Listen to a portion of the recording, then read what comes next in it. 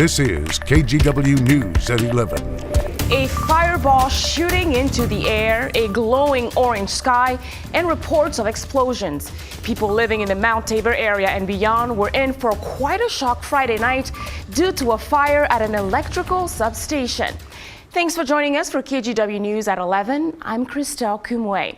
As investigators work to determine the cause of the fire, Alma McCarty got a look at the damage and spoke with neighbors grateful to have power restored. Throughout the day on Saturday, people stopped by the substation here at the corner of Southeast 60th and Stark after a fire lit up the night sky Friday night. Neighbors who live nearby told me it was pretty jarring. Luckily, Portland Fire and Rescue was able to respond quickly and worked with PGE to contain the fire.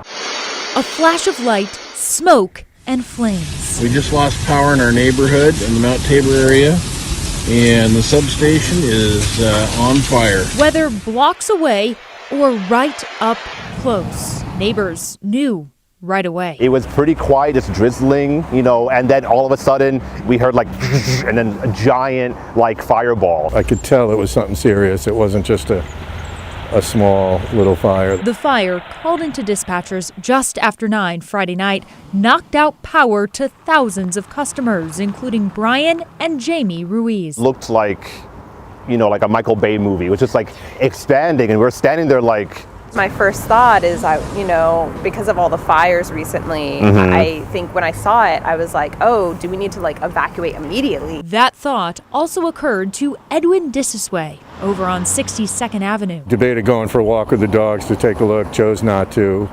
I could see the glow pretty much for the next half hour or something.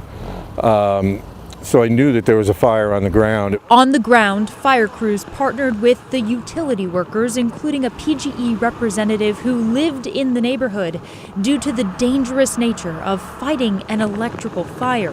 Firefighters noted tackling this fire was complicated, with the substation still energized and oil from the transformer burning on the ground. Portland Fire and Rescue eventually extinguished the flames, reporting the fire did not spread, nor were there any injuries. I don't know how they did it, but they did. In the light of day, many surveyed the scene and considered it, thankfully, underwhelming. I thought it would be a lot worse. Because the size of the fireball, I'm looking at these, I'm like, that's all that blew up? They handled it. It was a quick response. PGE reports that power in the area was restored and that the cause of the fire remains under investigation as crews make repairs to the substation. In Southeast Portland, Alma McCarty, KGW News. New at 11, half a dozen businesses damaged, some even burglarized in Southeast Portland early this morning. As you can see in this video, several of the businesses have wood covering their doors tonight. This center is at Southeast 55th and East Burnside. The Portland Police Bureau says they're still looking at the damage and trying to figure out what was taken. Authorities say the break-ins probably happened between 5:30 and 7:30 this morning. Right now, there are no suspects in this case. Roads are back open tonight after a multi-vehicle crash on Highway 11 north of Newburgh. Now here are a few pictures of the scene. The crash happened around 1 this afternoon. Tualatin Fire and Rescue had to get one person out of their car. They were trapped inside. All the while, another car was on fire, but thankfully no one was in it. 4 people were sent to the hospital. One of them is in critical condition. Authorities say the crash happened after someone ran a stop sign.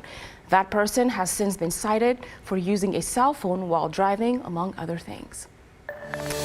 Now let's turn to weather, and the meteorologist Joe Ranieri is joining us. And Joe, it's been raining quite a while. It has, especially yesterday, although today relatively dry compared to what we saw yesterday. We saw a record almost 2 inches at PDX, and over in Astoria saw about 4 inches. And now we were putting that system behind us. Now I'm tracking another one that's bringing in a lot of snow here in just the next couple of hours. There's a winter weather advisory that will be in place throughout the Oregon Cascades. Here's a live look now from Timberline Lodge. If you go to my Twitter page, you can actually see a time lapse I put together, and you're going to be seeing a lot of snow between basically the overnight hours. I'm forecasting anywhere from 7 to maybe 8 inches of new snow, and by the end of tomorrow, there could be another 10. So we're looking at just shy of 2 feet of snow in a few locations, and because of that, of course, that white color is that winter weather advisory that is in place. Of course, more snow is in place throughout the central and southern Oregon Cascades. So driving will be pretty challenging, to say the least. Not only are we going to be looking at heavy snow, but visibility will be down to a quarter of a mile. Poor visibility with the heavy snow and the heavy wind that's going to be moving on shore as this next system starts to just knock on our door. Also bringing in a little bit of some unstable air. As you can see, some lightning strikes. There could be some thunderstorms develop along the Oregon coast late tonight and into tomorrow. So be aware of that if you're going to be out and about. Rainfall since midnight, really not all that impressive compared to what we saw yesterday. Just trace amounts over in McMinnville, although PDX you saw just shy of 1/10 of an inch of rain and almost 1/3 of an inch of rain over along Tillamook. So as we look at the record rainfall from yesterday, Astoria almost 4 inches, McMinnville over 2 inches, and both Hillsborough and Portland just shy of 2 inches of rain. And Christelle, more rain is on the way tonight and into tomorrow. I'll talk more about that and just how much rain we could be seeing by the end of the weekend.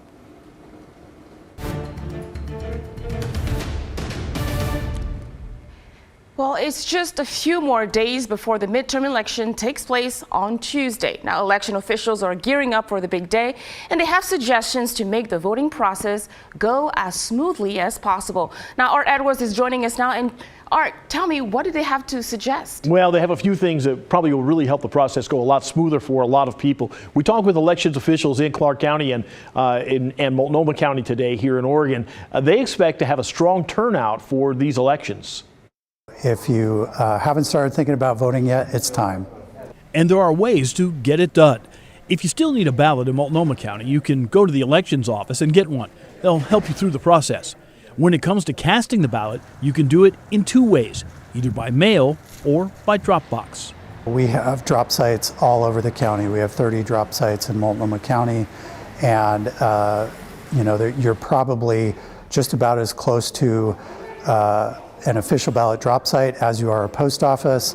So it's okay to use our drop sites, and all those drop sites are on our website. In Clark County, it's much the same. You can mail ballots or put them in the drop box. If you haven't registered to vote, you still have time. You can register in person through Election Day in the state of Washington. While voting ends on Tuesday, it will take some time before the official count is done.